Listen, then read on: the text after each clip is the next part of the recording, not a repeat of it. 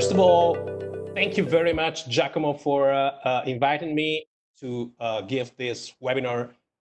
And I see some friends among the list of attendees, and I'm very happy to talk with you all. And I'm also very happy to be here, also because I'm very much in line with Reviewer Credit's vision about the importance of crediting and rewarding the work of reviewers. So I feel at home today. So as Gian Giacomo have said, I would like just to take some time to share with you my experience in leading a quite large-scale European project on data sharing about peer review. And I would like just to also share with you my personal vision and project for the future of data sharing between journals and scholars. And I would like just also to introduce you or show you a little bit of the potentials of data sharing for research. So what happens when you have right data at the right scale to study peer review? So briefly, I'd like to go back and a little bit on the origins of my interest on peer review, and especially my investment about building projects trying to create collaboration between publishers and scholars interested to study peer review.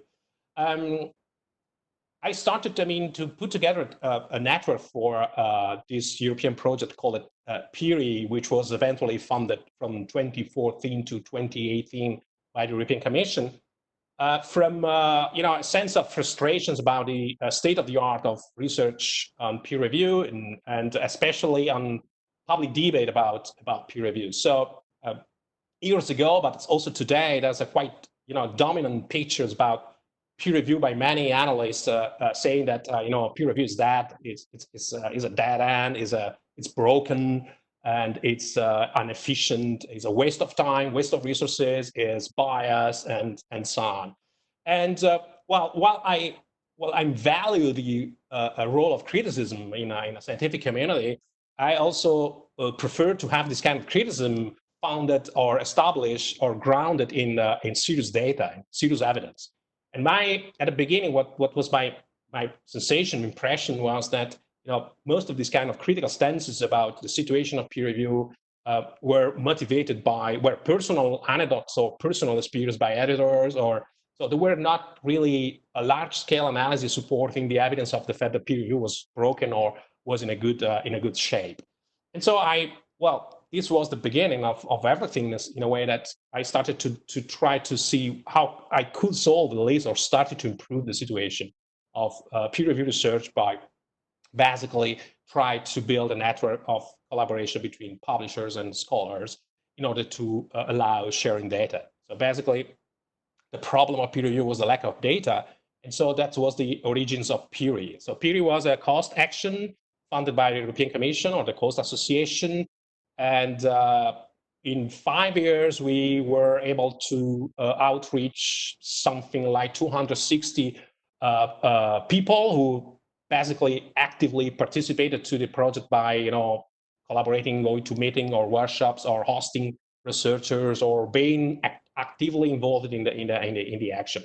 And it was European, but also extended to some non-European colleagues. You find information about the coast action in this website, peere.org, if you want to, there's a lot of materials. And this is the starting point of my talks today.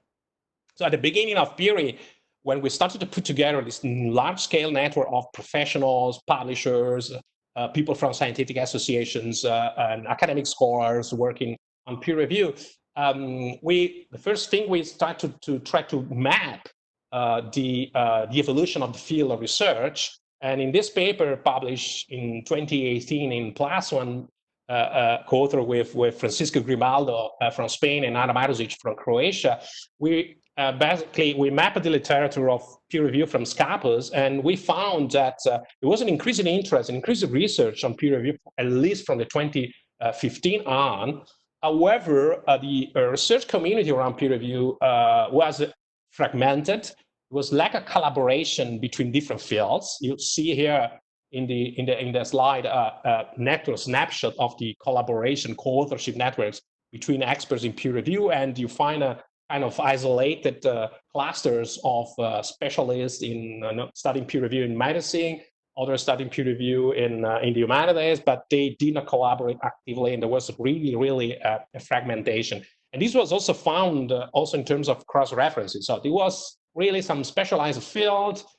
Most of the research was small scale, or there was case studies on specific journals. And so the impression was there was a lack of infrastructure of collaboration in the field, which was probably, this was our guess, due to the fact that there was lack of large-scale data to build really collaborative infrastructure on research on peer review.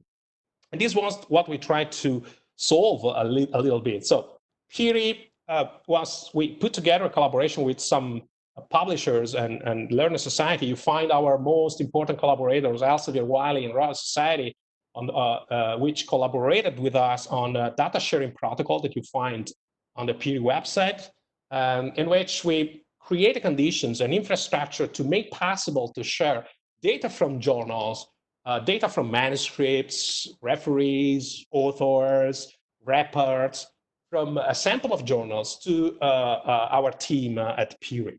And we made this also in order to try to protect the interest of all the stakeholders involved in this kind of data flow and data use. We were very sensitive to the idea to create a very safe, trustful infrastructure in which journal editors and publishers could trust in a way to share very important data without having any kind of problem about misuse of data or data breach and other kind of problems, technical and not only technical, but also ethical problems. And so we started to think about Peere as a pilot of this kind of exercise of data sharing on a large scale. I will end up this webinar by sharing with you the initiative the post-Peere initiative that we have in store for enlarging this effort. This is just an example. So this kind of example also was useful for trying to capitalize a large-scale collaboration with a branch of publishers and societies and associations in an effort to promote this idea of that we need an infrastructure for sharing data from journals to the community. And you see here, there's a quite recent comment we published in Nature in 2020, just a few months ago.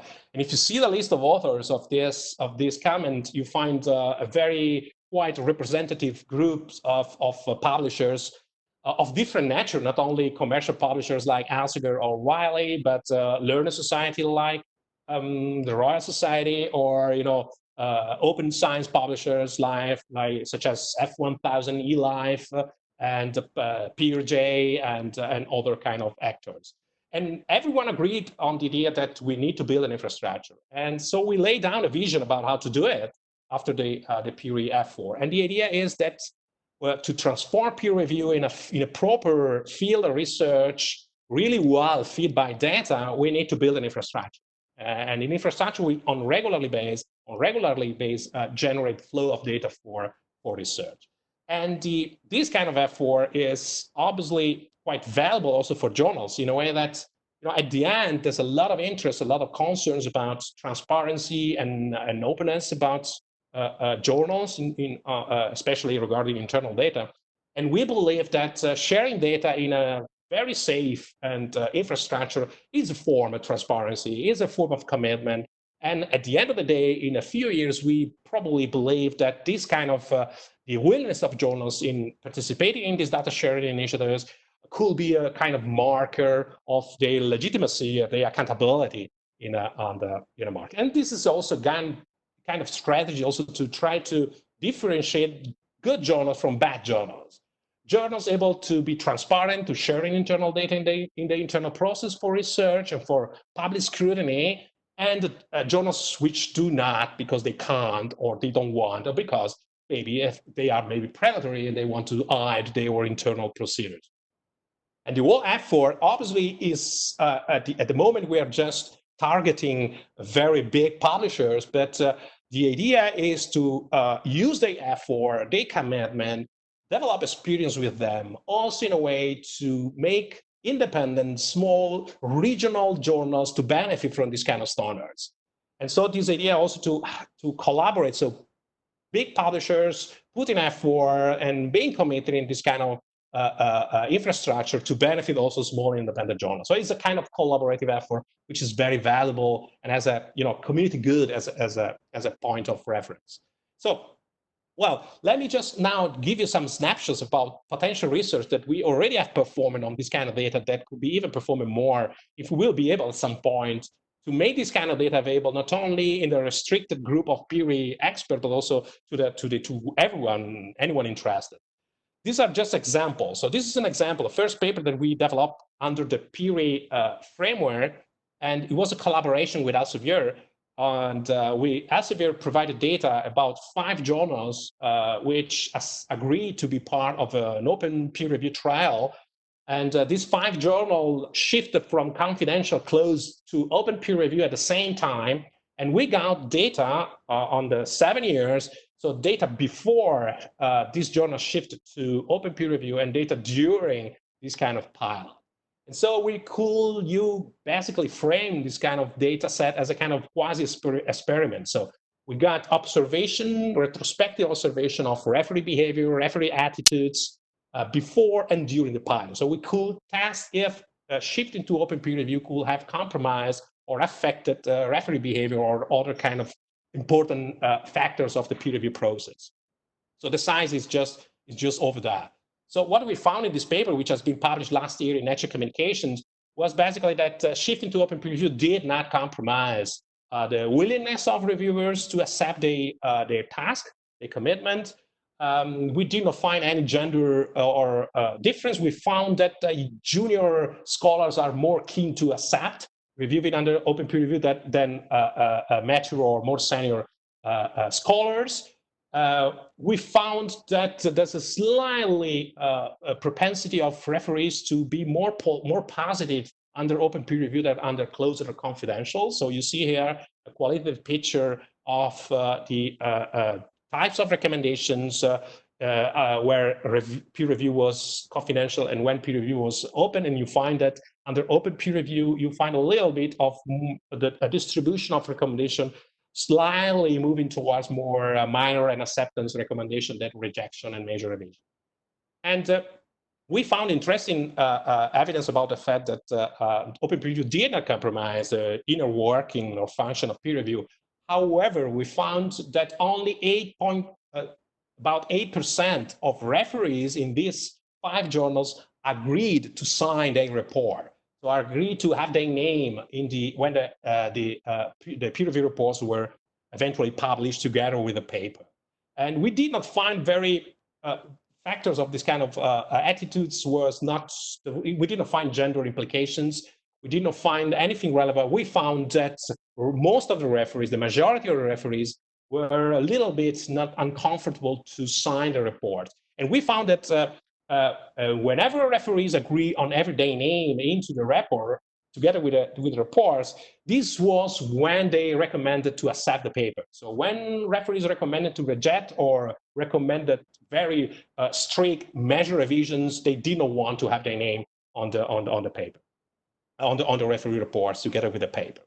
So this is an example, obviously. This also, we got referee reports. We also developed a linguistic analysis of the referee reports. We found that when under open peer review, referees were a little bit more objective, less polarized, but we did not find significantly or a dramatic effect on the type of or the style that referees use to write their reports. This is an example of very good data for estimating a very important innovation inside these kind of journals. So a shift of the whole peer review model, and we got data to try to estimate that. This is another example. This is a paper which is still not published, but you can find it on the open or archive in the preprint version. This is a paper on 145 scholarly journals from Elsevier, Wiley, and other publishers, and so the size is quite big. And so we wanted to estimate the gender bias, so the fact that if all the gender composition of the authors could predict the fate of the manuscript, so could predict the editorial decisions, whether rejecting or accepting the paper. This is a snapshot of the data set. You find a list of variables in our data set. This data set came from a manuscript submission system, but was significantly enriched by genderizers. So we had to estimate the gender of everyone. So one of the most frustrating aspects of doing research about gender with data from journals is that in most of the case, you don't have gender information about the gender of the individual records, either authors or referees or editors. And so you have to estimate these kind of genders by using genderizer algorithms. So we developed this kind of thing. So we add a little bit of data on top of this kind of data set. So mind that one of the critical aspects of any exercise of data sharing from journals to the scholar community is that, data set, the data are in manuscript submission journal systems, which are not designed for delivering data for research. They are designed for managing journal, managing manuscripts. And so, this is the idea that whenever we develop this kind of exercise with publisher, we got to repurpose those data for research. And this is a very quite extensive and effort, and it's quite demanding. And we are this is a constraint of the current situation, that we have data are stored on manuscript submission systems which are not designed for research. Anyway, so we invested a lot for trying to enrich or augment or expand those kind of data. So in any case, we develop a model. You find here some distribution, but it's not very important. So, and other things that we learn whenever we have this kind of complete data on manuscript on everything is that this kind of qualitative picture that typically is used when you figure out the situation is not informative at all, because there's this kind of data has a lot of interaction. There's a multi-layer interaction between n number of factors.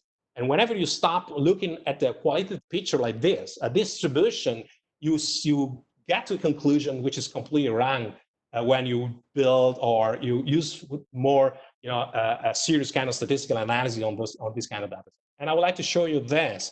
And so we try to predict the fate of the manuscript while controlling all the possible confounding factors that we could have, including the type of journals, the impact factor of the journal, the field of research of the journal, the type of peer review used by the journal, either single or double blind, the number of authors in the manuscript, the number of referees, the reviewer score, so the evaluation of the referees on each single manuscript. So we control the time, and we control everything, and we try to estimate if the gender composition of authors could help us to predict the editorial decision, whenever at the same time controlling for all these kind of confounding factors. And we found that manuscripts submitted by women were not negatively discriminated by or treated negatively either from referees or for editors. We found a slightly positive treatment of manuscript reader by women, especially in biomedical and health science and life science journals, for instance. And but we did not find any clues or signs of negative treatment by manuscript by women in other fields. And we used all the possible combination. We compared manuscript submitted by a solo woman with manuscript submitted by a solo man.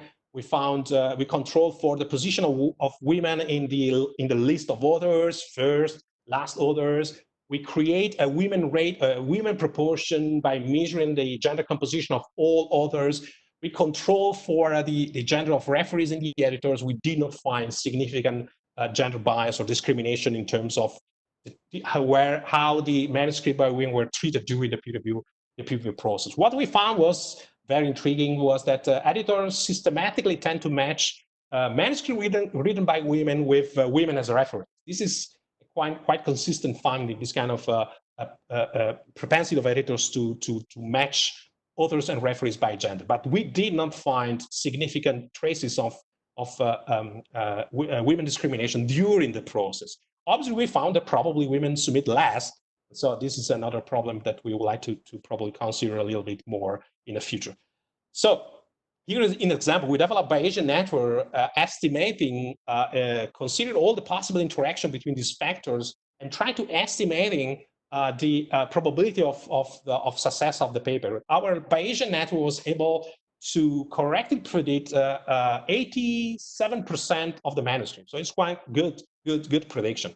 You find here that we found that the higher the women proportion among the authors, the higher probability of being accepted of the paper, while controlling for the reviewer score. So reviewer score was the stronger predictor of the destiny of the manuscript, which is reviewer score was a measure of the opinion of the referees on a single manuscript. We found, for instance, another intriguing point that women tend to submit more frequently to double-blind journal than to single-blind, where they have the chance to have a single-blind journal in their field. So this is the idea that probably women are not discriminated during the peer review process, but they are discriminated in other fields, like in higher in academia, and so they tend to anticipate this kind of possible discrimination by maybe targeting journals differently than men, or being more selective in the number of manuscripts they submit. So there is a sign of discrimination, but it's outside the process. But you can see it, for instance, by the fact that women tend to submit more frequently to double-blind journals, for instance, or that they submit probably systematically less than men.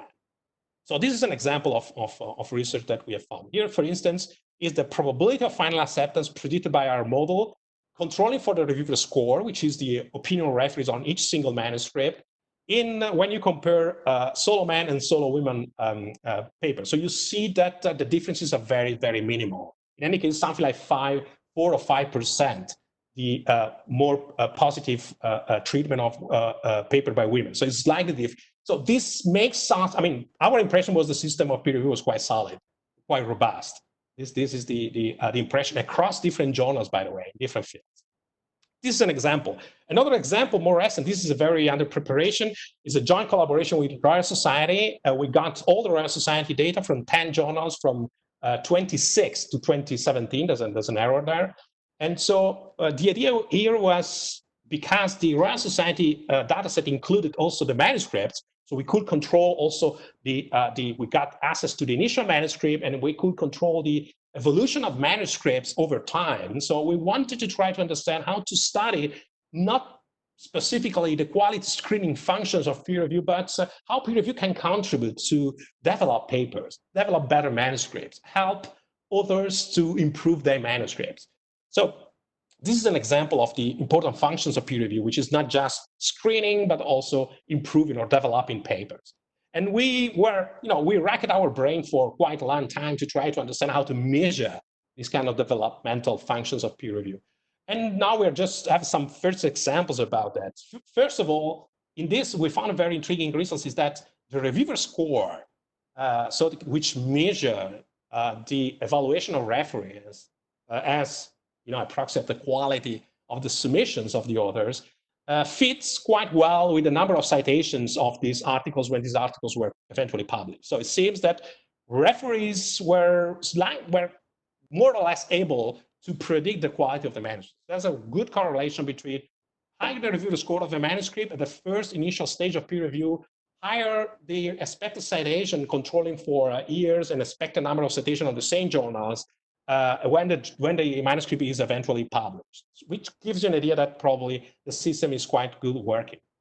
This is an example. We build a measure of the transformation of manuscript by using different kind of methods of measuring the text, the dimension, the size, the refreshing, all the changes of the inside the text of the manuscript from the initial submission to the later stages of the peer review. We found that you see here, reviewer score measures the quality of the manuscript as in the opinion of referees.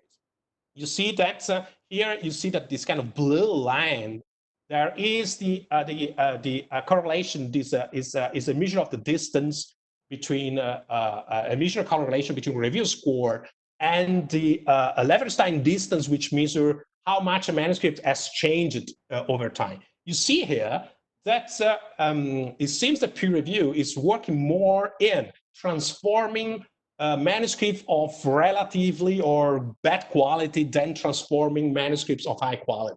So manuscript getting higher reviewer score as an initial stage were those one less transformed throughout the process. Whereas the transformations were more, at the level of the manuscript, which had a lower initial score by reference. It seems that referees, authors of lower quality manuscripts develop, change the manuscript over time under the recommendation of referees. It seems that, I mean, the developmental works especially for transforming lower quality manuscript into something more good than on the adding increasing marginal utility to, in terms of knowledge value, to manuscripts which are already good enough since from the beginning, which is a very good result, which makes sense, but it's good to see it. You know, you find here, for example, that you also control the input of the manuscript in terms of transformations and in terms of citations. You know, you see here as a subsample of this Royal Society journal, you see that there's a confirmations that you see here that the peer review of those journals were more able to ensure higher citations to the lower quality paper, which were more transformed throughout the process than ensuring citations to already very good or better quality manuscripts. So this is very nice results in terms of the developmental. Here you find the idea that the developmental functions of peer review works until number 3, until 3 review. So until 1 to 3 referees, you see manuscript transformations very good, very solid and quite extensive. Whereas adding extra referees like the referee number 4, referee number 5 does not contribute to increase the transformation of the manuscript. And this is another reason. So this is a very nice example. I mean, the paper is still under preparation, but just to give you an idea about when you have very solid journal data, by the way, also across different journals, you can run very nice models about internal peer review, and you maybe learn that probably, at least in our understanding, the situation of peer review is not so dramatic as many observers are just, selling, like peer review is broken and so on. It seems it seems to us that we look at a different kind of, factors inside peer review in different journals for different purposes, and we found always evidence about the fact that the system is quite robust. And it makes sense, even though it generates results which make sense are not probably surprising or not. This is another example, and I just picked up this example because I presume that some of you are journal editors or publisher, and so I'm probably also not only interested in delivering data for better research about the internal peer review, but also using this kind of research to do something to improve internal practices. This is an example. This is a paper we published with 2 colleagues last year in the Journal of Informatics, and we built a kind of metrics for measuring review performance, and by trying to use different kind of dimensions. So we frame peer review as a kind of game in which referees are competing on the same manuscript to deliver the better reviews for the journal editors.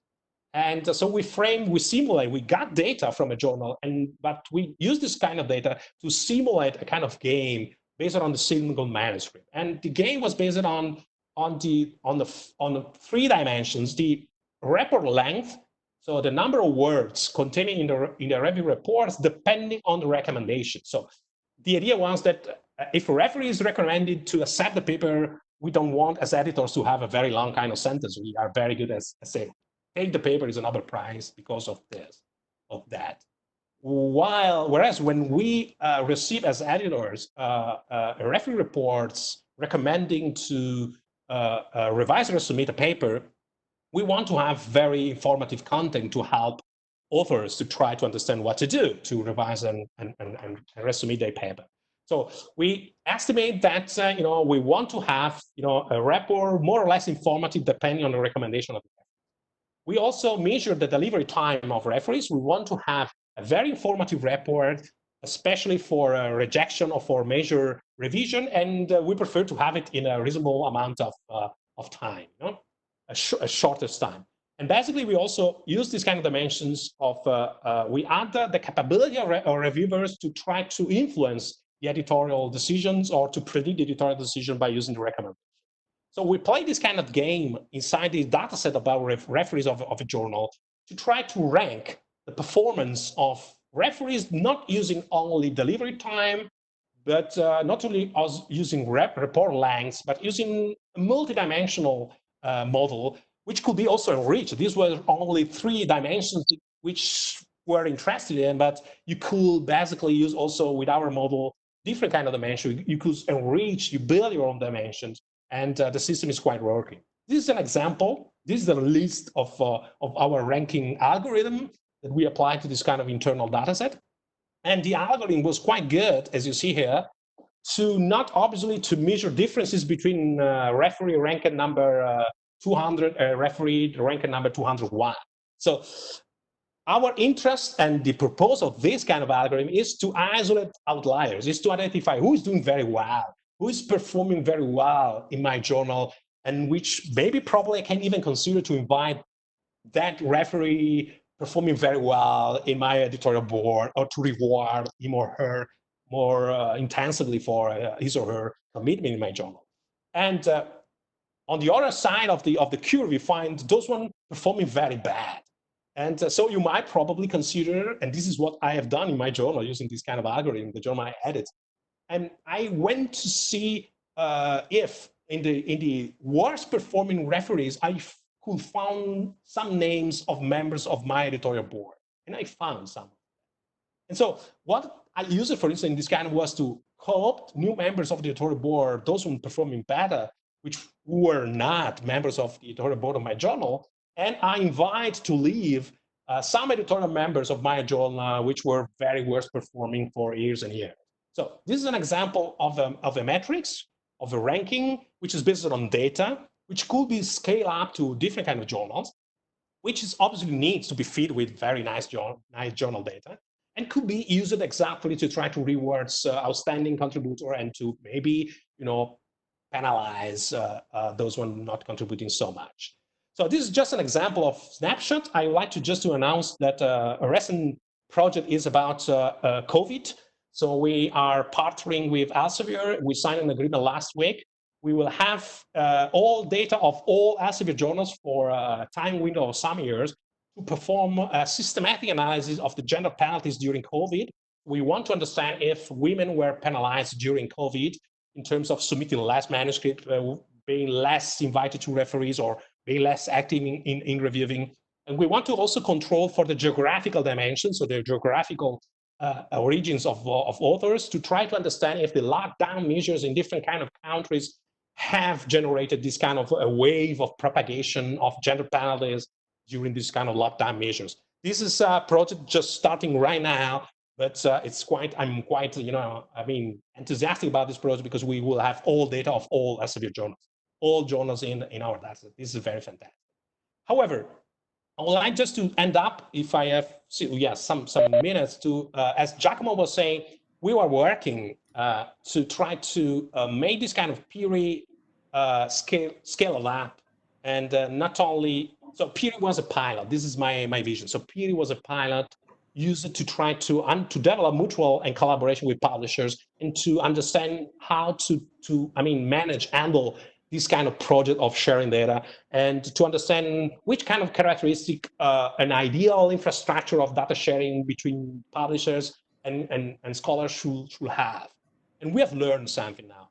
And now that we are just investing, we submitted a proposal. I don't know if we will never have money, but in any case, this is our priorities for all these groups of publishers and scholars were part of the Peere. So we are very committed to try to develop an infrastructure which tomorrow makes this kind of sharing of data something regular. Through API of different publishers, you have an central infrastructure, having data from the API of different kind of manuscript submission system from different publishers, and cleaning those data, enrich those data in a way that any interested scholar can use this kind of data for his or her purpose, and try to also induce or influence or try to promote interdisciplinary collaboration between different groups using those kind of data. This is the next challenge, and I promise I'm very committed to try to make it happen. And I am very happy that Reviewer Credits is on board this kind of effort. And I would like to thank you especially, Elsevier, Wiley, and the Royal Society for helping us in these kind of years and for being committed to this kind of effort. And I would like also very happy that also other publishers and other very important actors in the scholarly publishing systems are on board now, like F1000s or eLife and Pablons. And so we are building, enlarging this kind of network to, at some point, being able to serve our community of scholars with very good data to take peer review research to the next level and make it very proper field of research. So I'd like to thank you very much. And took too much time. These are my contacts. I'm very happy to answer to any question from you. So thank you, Giacomo, first of all, for inviting. Thank you very much, and congratulations, Flaminio. It's always very fascinating listening you presenting your data on peer review.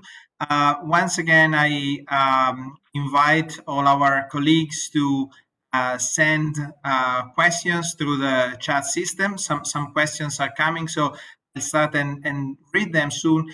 First, I have a question myself from you, if I may start. You show that, if I am correct, editors are more sort of keen to assign a peer review task for a paper written by a woman to another woman. My question is, did you also have data on the invitations? Because one could read it also that women are more willing to accept to peer review a paper coming from another woman. So I'm just wondering whether it is a matter of the editors making this decision or a decision of the reviewers. That's a very good question. So the answer is that it's the editor, in the sense that this does not change depending on the double or single blind procedure of the peer review. So even when peer review is double blind, and so when referees can't spot the names of the authors, we didn't find any differences in terms of this kind of a preferential matching, gender homophily matching between authors and referees. And note that this is quite consistent. There's another paper very similar, if I remember well, on published in eLife some months ago, which found the same. So which found these kind of gender homophily, author-referee gender homophily driven by editorial selection. So it seems that it's more on the editor side. And it's quite difficult to explain. And one of the guesses, so my guess is that, I don't know, first of all, I like not to be misunderstood in the sense that our gender study does not pretend to claim that gender bias does not exist anymore in the academia. This could be completely stupid. We just zoom on a specific part of the whole academic system, which is what happens after someone submits manuscript to journals. So and by the way, we got 145 journals, so it's quite big. But for instance, we did not have Nature, Science, or top journals. So we got high quality journals, but also this one is very big, but it's not representative of the whole field. So it's the claims should be a little bit more down-toning a little bit. But the problem is that it could be that by policies, I mean, the editors are quite sensitive to try to have balance between women and men in terms of the group of referees when submitting, when evaluating, especially manuscript written by men. It could be a way of ensuring a fair treatment by the editors, is a way of counteracting about that. This could be an implicit or explicit kind of policy by the editor, but no one knows. It's this is where probably other kind of service to editors could help to understand the perception. So we have everything. We have every event inside the manuscript submission system. So it's very good to make research about really decisions of people. But I mean, this is just a measurement of what happens. But we could not really enter in the brain of the editor. Sure. We could not really measure perceptions or. I think you mentioned you had 145 journals, and still, I mean, you achieved so many results and so many insights that I'm really excited to get into the next phase that you are developing to see how much knowledge we will gain on peer review. So now I have another challenge, which is to read the questions are coming through because the chat is very small. So first of all, I start with one coming from Dr. Pina. Who's mentioning, he's asking a question in regard to peer review of grant application, which I think it's I know David. I know personally David, and I would like to say hello, David. Yes, yeah. What this is, David knows it very well. I mean, it's quite active in studying peer review at the funding agency. You know, I mean, for a number of reasons. We started from journals, and I do believe that probably the challenge of understanding peer review at journals is a little bit easier, obviously, because peer review at journals is peer reviewing manuscripts or outputs of research, whereas I mean peer reviewing at funding agency are reviewing proposals, which typically are even more difficult to evaluate because I mean proposals are promised. I always use this kind of analogy that peer reviewing at journals is like evaluating a company.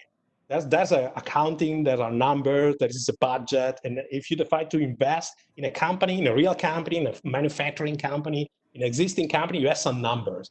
Whereas if you have to invest in a startups, and I would like to give this analogy also to you, I mean, Jack, consider it's a little bit difficult, you don't use the same kind of metrics in choosing, evaluating, investing in a company or investing in a startup. And when in startup, you have to incorporate time. You have to incorporate something that is supposed to be delivered in years.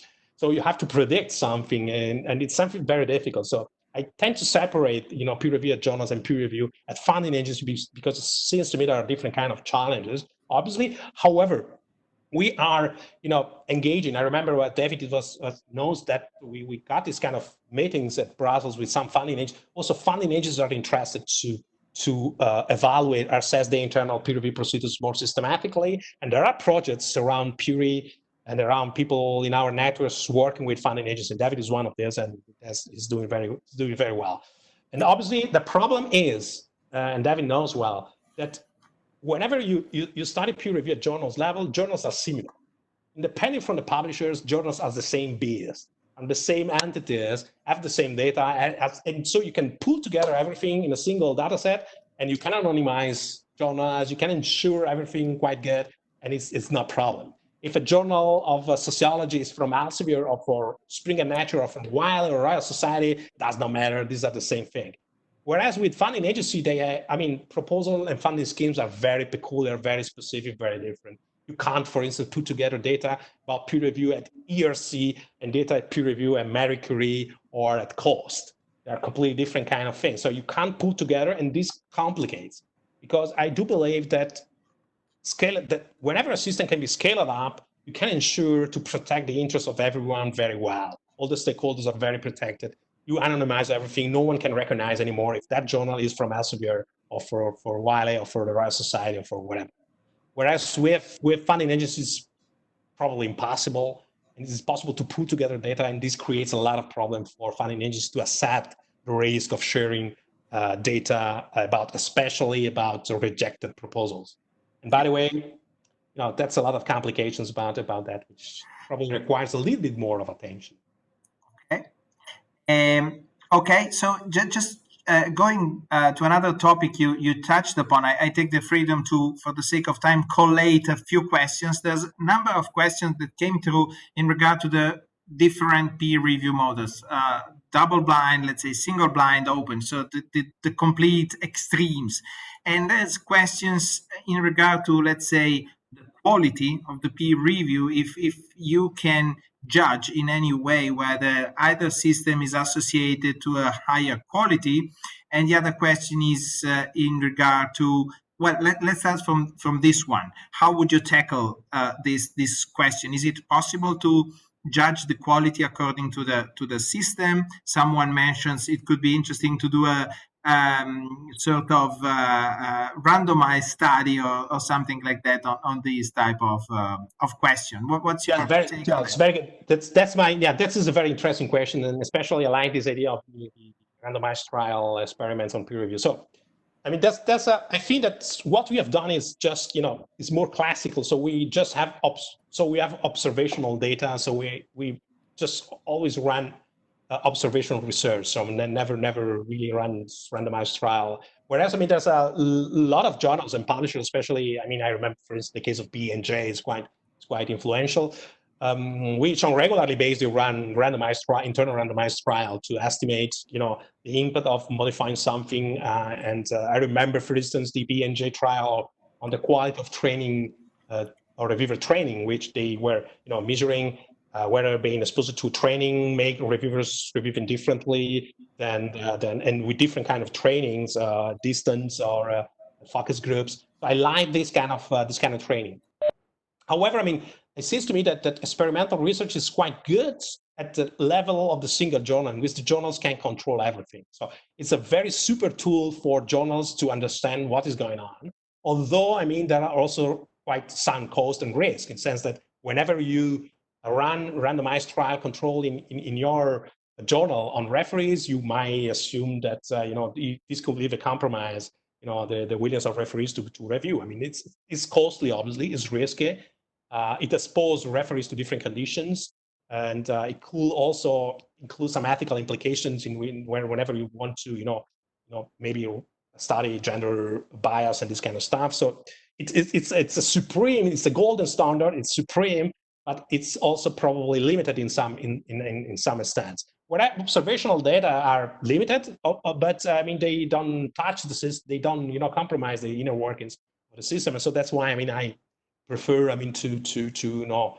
And so I'm this idea is that there's a at the beginning I just was wondering how much data they are. I mean, they are lost. I mean, this is a treasure, that's gold around. It's treasure in this manuscript submission system, which is hidden, which is just there. It's like a map of the treasure. You have to just go there and take this kind of data, and this could be very, very great. So this was my inclinations about it. But obviously, I mean, measuring quality is a little bit. So measuring peer review in general, quality, reliability, it's obviously difficult. So for instance, quality, it's a very slippery concept. And by the way, considering quality without considering the function, the mission of peer review is completely, for instance, if you consider the peer review as multiple functions, it's not just a screening, but it's also a developmental, functions. The concept of quality, if it's fit with the idea of screening functions, you might measure quality differently than if, your peer review has the functions of increasing, of providing constructive feedback or increasing the value of the manuscript. So also the purpose and the mission of peer review must be considered whenever you measure something, which is the process, So I mean, that's quite a lot of complications and very intriguing kind of thing. Yeah. So we still have 5 minutes, and I'm sorry if I have to change topic, but there are many interesting questions coming through. One question I know you will like this is how journals or publisher colleague was asking this question could help in this process, in this new research project that you described, and so maybe you'll find some more people who are willing to collaborate. Another question I'll ask both at the same time has to do with another topic, which is artificial intelligence, a super slippery topic. What's your opinion on that? And third question is about preprints. What's your opinion on preprints, and will they change so you can answer in the order you prefer. Yeah. Well, first of all, very congratulations for putting together these very smart people. I mean, posing very smart and challenging questions, first of all. We are reviewer credits, so. Well, obviously it's smart people are smart in any case. So, preprint versus, so preprints are very, so we are trying to understand, to explore in this kind of project, I mean, how people are interested to streamline peer review from preprint to journal submission. So the idea is that it could. Some people are exploring or experimenting about streamlining peer review of preprints and also because there's a kind of idea of wasting resources. I mean, if at some point even preprints will be peer reviewed, it's completely probably waste of resources if this kind of what happens during at the preprint stage. It has to be as an information that has to be considered in later stage of the manuscript, and obviously there's also peer review not only in preprints, the peer review of data set. There's a lot of very innovative outlets where peer reviews now is probably required to help in different stages of the manuscript or papers or software of data set. It's very intriguing innovations. It's quite cool. So the idea is how to streamline this kind of tool, and it's very, very intriguing to understand how preprints a journal in this kind of two these kind of actors into this kind of ecosystem will at some point find or explore innovative links between them. That could be very fantastic. Also, a very innovation that could be very valuable. And on the other end, I mean, the application of artificial intelligence is, oh, yes, of course. My impression is that in most of the case, I mean, well, say that we are medieval age is probably too much, but we are very behind in applying artificial intelligence and advanced tools in managing journals and in managing peer review. This is something very, so there's a lot of, AI applications in the scientific community at different kind of levels, which still do not help managing journals or managing peer review. So I'm very fan of using more advanced tools for, helping editors to select reviewers or helping reviewers to do their job. However, if Frederick was probably, yes, Frederick if you, Frederick, are considering this idea of adding artificial intelligence application to try to reduce the cost or the effort of humans, well, I will be a little bit skeptic about that in the sense that it seems to me the AI is very good as supportive tools for editors and referees, but should not substitute, obviously, the idea of the human judgment. And I explain why. So there's a lot of very... You're proposing a sort of AI-supported human peer review. Yeah, but I mean, I give an example. This is a very quite nice debate, especially at funding agencies. There are some funding agencies which, frustrated by the huge cost of reviewers and panelists for evaluating proposals, and especially frustrated by the fact that they have budget, and part of this budget is not for supporting research, but is to pay panelists and reviewers for selecting good proposals. So, and the cost is increasing, and funding agencies are frustrated.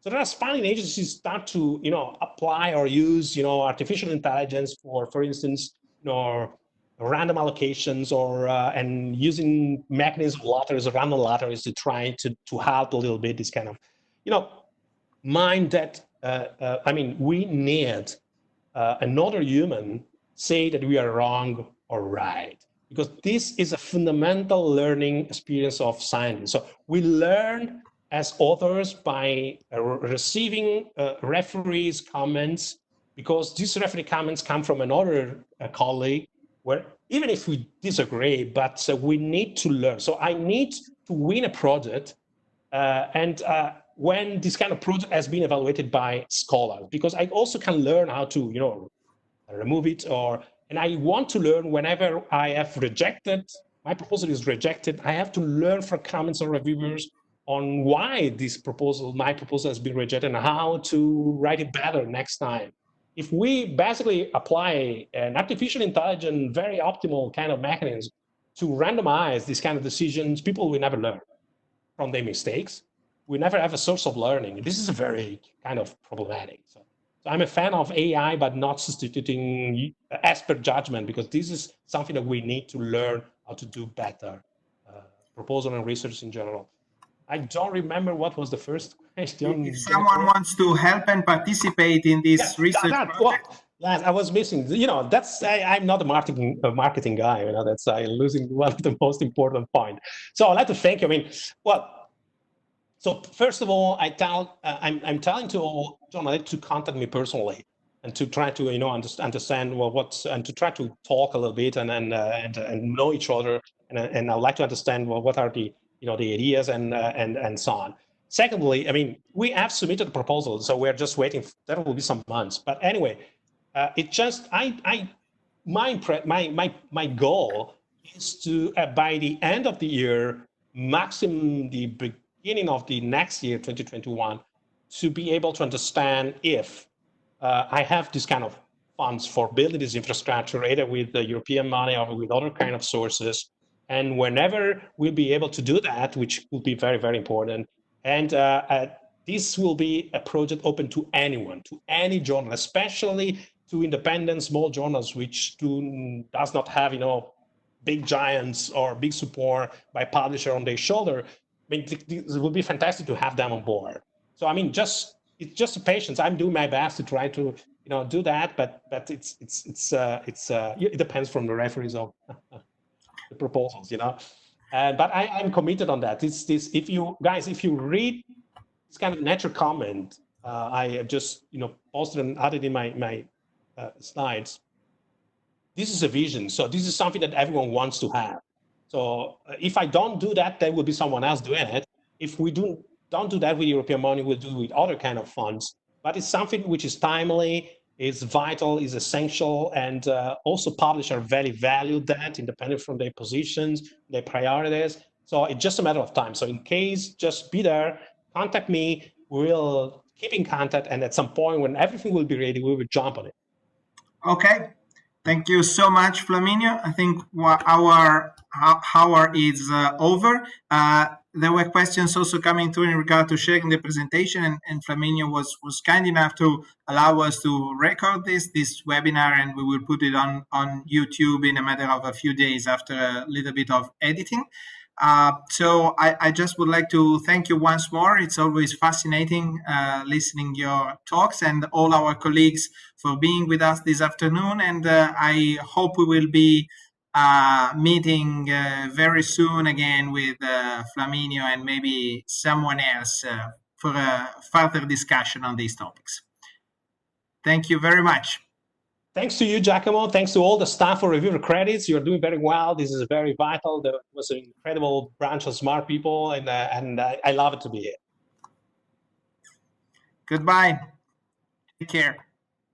You too.